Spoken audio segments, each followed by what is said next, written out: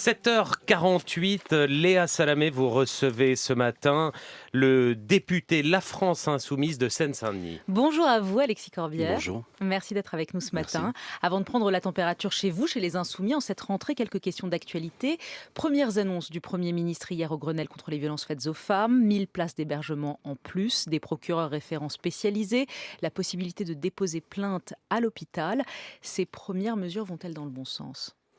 Alors, je me fais le porte-voix de ce que disent les associations sur le terrain, notamment qui interviennent contre les violences faites aux femmes, que c'est nettement insuffisant. Mais d'abord, avant de parler de moyens, c'est une cause importante. Je voudrais insister là-dessus. Vous savez, tout le monde sait les désaccords que j'ai avec ce gouvernement, mais il est bon qu'on parle de ça, qu'on mette ça dans l'actualité. Le nombre de crimes qui sont faits aux femmes est incroyable. Il y a même une singularité française. En 2018, c'était 123 femmes qui avaient été assassinées par leur conjoint, mari, etc. Et là, on en est au 3 septembre à 101. Et si ces statistiques se projettent jusqu'à la fin de l'année, on aura même encore plus de morts que l'année précédente. Donc il y a un problème culturel, j'ai envie de dire, auquel tout le monde doit... Donc c'est bien d'en parler, Alors, c'est bien voilà, de, moi de d'abord, convoquer que les je commence plus par hautes là, parce que instances. j'ai un Oui. désaccord après, Oui, mais oui. je veux dire, c'est important.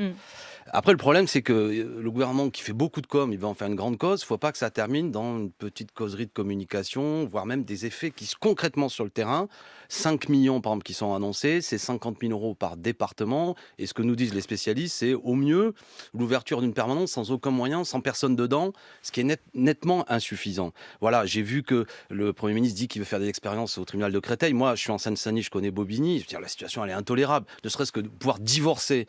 Pourquoi c'est important de divorcer ? Parce que moi, je vois après, souvent des femmes viennent me voir dans mes permanences, pour avoir accès à un logement, il faut que le divorce soit nettement prononcé. Et ça prend un temps fou, 3 fois, 5 fois plus qu'à Paris, par exemple. Tout ça est très concret. Donc et on voit 5 bien, millions, les 5 millions c'est alloués, insuffisant. c'est C'est insuffisant, c'est ça insuffisant. votre critique, mais c'est bien d'en parler. Non, mais voilà, c'est bien d'en parler.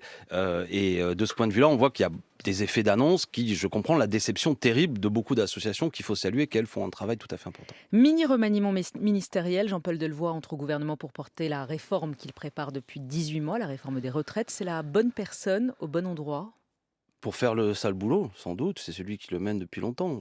Pardon de cette expression un peu dure, mais c'est un recul social dont on nous parle. Ce dont il s'agit, quel que soit après, qu'on parle de l'âge pivot, que ce soit le nombre d'années de cotisation, ce que veut faire ce gouvernement, c'est amener à ce que les gens doivent soit travailler plus longtemps, plus vieux, soit n'ayant pas le nombre d'années pour pouvoir avoir une retraite complète, c'est le développement d'un business, des assurances privées qui va venir compléter votre retraite qui est insuffisante. Donc c'est un recul social, c'est une vieille bataille. Vous savez, le camp, l'émancipation, le mouvement ouvrier a toujours porté le droit à la retraite à 60 ans, le fait qu'on puisse bénéficier d'un temps après le temps de travail. Je rappelle qu'en France, l'âge moyen, hommes-femmes confondus, en bonne santé, c'est 63,6 ans. Et ce qui nous est proposé, c'est du 64, 65, voire plus, qui pose quand même un problème de gens qui vont partir à la retraite avec une santé, voilà.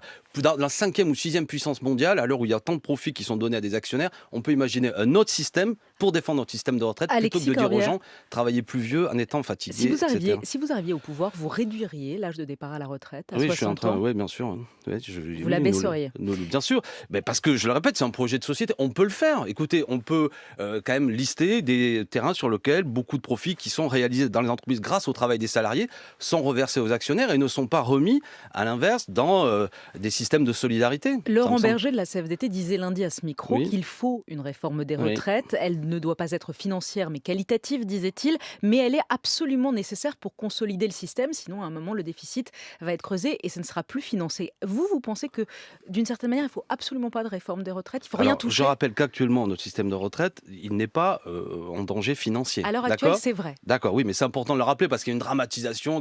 Non, actuellement le système il est relativement en équilibre. Oui, on dit que dans 3 ans il sera déficitaire. D'accord. Deuxièmement, on peut imaginer d'autres systèmes de financement pour le maintenir. D'accord ? C'est ça la discussion. On peut imaginer une fois de plus que des profits réalisés par l'entreprise, j'évoquais tout à l'heure, vous savez, les banques qui réalisent chaque année 21 milliards de bénéfices, on peut imaginer par exemple que l'argent qui est reversé aux actionnaires, il est peut-être remis dans des systèmes de solidarité. Toute une question de modèle, à quel type de société on veut aller ? Mais je le répète, le fond du problème, il y a des gens qui veulent travailler plus longtemps, mais il y a des gens qui sont cassés au travail. Si vous dites qu'il faut cotiser plus longtemps, comme il y a y compris un chômage, notamment des 55-60 ans, les gens n'auront pas le nombre de trimestres, donc on va avoir des retraités pauvres. pauvres. Et je ne veux pas d'une société dans laquelle on a des retraités pauvres qui sont obligés de travailler ou qui sont obligés de contracter à des assurances privées. Vous serez dans la rue, vous allez manifester aux côtés de la CGT et de FO qui organise déjà 2 rassemblements fin septembre. Oui, je le ferai. Je penserais bien que tout le monde d'ailleurs se rassemble dans les mêmes rendez-vous et qu'il n'y ait pas... C'est pas tellement unitaire. On verra tout ça, on va en discuter. Mais moi, le rôle qui est le mien, c'est déjà de porter la voix de ceux qui disent on peut imaginer autre chose. Attention, ce gouvernement veut vous faire les poches. Ne vous laissez pas embrouiller par âge pivot, durée de cotisation. Dans les deux cas, il y a une embrouille et il faut les faire reculer. Franchement, la France, je peux garantir aujourd'hui à ce qu'on ait un accès à la retraite qui reste évidemment autour de 60 ans tel que nous le souhaitons. Alexis Corbière, la privatisation d'ADP, d'Aéroports de Paris, Oui. lancée avant l'été, la procédure pour ouvrir un référendum d'initiative partagée marque le pas. Pas du tout. Vous n'avez obtenu, on donne quelques chiffres, que 15% des 700 signatures 000. requises, 700 000 absolument. Il vous en faut encore 4 millions d'ici Oui. 6 mois. Oui. Pourquoi ça marche pas? Mais ça marche, attendez, on traverse le mois d'août. Vos audiences n'ont pas baissé pendant le mois d'août, à vous, France Inter? Je sais Pourtant, pas. je vous dis pas que ça marche pas. Vous êtes une belle radio. Non, mais on va parler sérieusement. Vous avez bien raison déjà de dire que c'est un problème. Mais il y a un enjeu déjà sur le fond. Cette privatisation est absurde. Elle rapportait chaque année 173 millions à l'État. Pourquoi le donner à un secteur privé qui est une situation de quasi-monopole? On a vu l'exemple avec Vinci, la privatisation des autoroutes, etc. Absurde. Et je vois même que la Cour des comptes qui a dernièrement pointé du doigt l'absurdité de tout ça. Deuxièmement, il y a un enjeu de souveraineté. Enfin, on a pour la première fois dans cette 5e République verrouillée un système que je n'aime pas totalement, le référendum initiative partagée, qui permet, si on rassemble 4,7 millions de signatures d'ici le mois de mars, que le peuple se prononce sur cette chose-là. Mais le gouvernement ne fait pas publicité de cela. Vous savez, il y a un principe qui dit nul n'est censé ignorer la loi, mais les Français ignorent cette loi qui n'a jamais été mise en œuvre. J'ai écrit, y compris à la direction. Non, pas assez. Pas assez. Alors, je peux vous assurer que si on compare au grand débat voulu par Emmanuel Macron, ça n'est même choquant à quel point les médias n'ont pas parlé de ce référendum. Donc c'est la faute des partagé. médias s'il n'y a pas plus de signatures. Notamment, j'ai écrit. D'ailleurs, j'aimerais bien que la direction me réponde parce que j'ai demandé à ce que, de France Inter notamment de Radio France, j'aimerais bien qu'il y ait un temps d'antenne au moins équivalent au grand débat national. Il y a beaucoup de moyens publics qui ont été mis pour le grand débat national. Je crois que c'est 16 millions d'euros. Il n'y a aucun moyen qui est donné pour faire publicité de ces référendums d'initiative partagée. Ceci dit, je vous remercie d'en parler. Merci, Léa Salamé. Non, mais il faut en parler. Et je termine. 700 000, c'est pas mal. Emmanuel Macron avait dit que lui voulait baisser à 1 million de signatures pour actionner le référendum d'initiative partagée. On y est presque. Si Monsieur Macron, si vous m'écoutez, et il y a du panache. Si on est à 1 million, vous pouvez actionner le référendum. Mais là, ça peut être l'occasion. Pourquoi aller à 4,7 millions, vu que M. Macron dit qu'il veut modifier 1 million? Ok, vous négociez.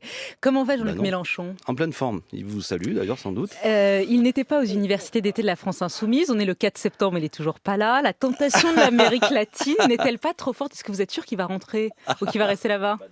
Bon, non, alors, plus sérieusement, je vous remercie de prendre soin de vous inquiéter pour lui. Non, il était à une tâche, et vous le savez. Il a notamment fait une tournée en Amérique latine. Il a rencontré le président du Mexique. L'Amérique latine, c'est intéressant comme continent, ravagé par des politiques libérales. Il y a des expériences politiques dans beaucoup de pays qui sont intéressantes. Et notamment, il est allé et il va rencontrer le 5 septembre l'ancien président Lula, actuellement mis en prison par l'infâme Bolsonaro. Je le dis comme ça parce que le juge qui a mené l'enquête à charge contre Lula est aujourd'hui membre du gouvernement de Bolsonaro. Et le devoir de solidarité que nous avons, c'est d'aller le voir, de le saluer, de lui apporter notre affection. Il a été déplacé de sa prison. Actuellement, son intégrité physique est en danger. Je rappelle quand même que son frère est mort. Il n'a même pas pu aller à l'enterrement. Il a eu quelques heures pour pouvoir ne serait-ce qu'assister à l'enterrement de son petit-neveu qui était décédé. Les conditions de détention sont terribles. Faut-il pour autant se comparer la situation de Jean-Luc Mélenchon à celle de Lula? Vous décrivez les conditions terribles. Jean-Luc Mélenchon a tweeté quelque chose il y a 2-3 jours. Il s'est comparé à Cristina Kirchner, l'ancienne présidente argentine, qui serait victime d'une instrumentalisation politique. Et il a tweeté ça, je cite, pour l'abattre. Le système tente la même méthode qui a conduit Lula en prison, Correa à l'exil et nous en procès à Bobigny. Le lawfare, sérieusement, la situation de Jean-Luc Mélenchon est comparable à celle de Lula? Dans la mesure où Jean-Luc Mélenchon n'a pas encore été président de la République, à partir de 2022, on verra après. C'est pas totalement comparable. Mais sérieusement, arrêtez ce que nous sommes en train de dire. Il y a dans certains pays une utilisation de la justice pour faire taire les opposants. Ça va prendre des formes très radicales dans les pays que vous voulez Absolument, d'évoquer. et ça a été prouvé dans le cas de Lula qu'il y a eu complot. Est-ce que là, il y a complot contre Jean-Luc Mélenchon? Il y a une instrumentalisation de la justice contre nous. Oui, je pense. Une disproportion, notamment dans la nature de la perquisition. On en reparlera. Vous savez que le 19 et 20 septembre, nous passons au procès. Nous y allons. On ne fait pas jouer l'immunité parlementaire. On va tout expliquer. La manière disproportionnée, mais évidemment, qui sera là. Nous ne sommes pas au-dessus des lois, mais pas en dessous non plus. J'aimerais par exemple que, vous savez, la convocation à ce procès, que ce soit pas via la presse, mais par une vraie convocation que, par exemple, je n'ai pas reçue, pour vous dire comment les choses se passent bien dans ce pays. N'est-ce pas? Mais il Mais- n'y a pas de problème. Jean-Luc mais- Mélenchon va bien et il revient bientôt en France. Merci Alexis Corbière, belle journée à vous. Vous aussi, Léa. Merci. Merci Léa.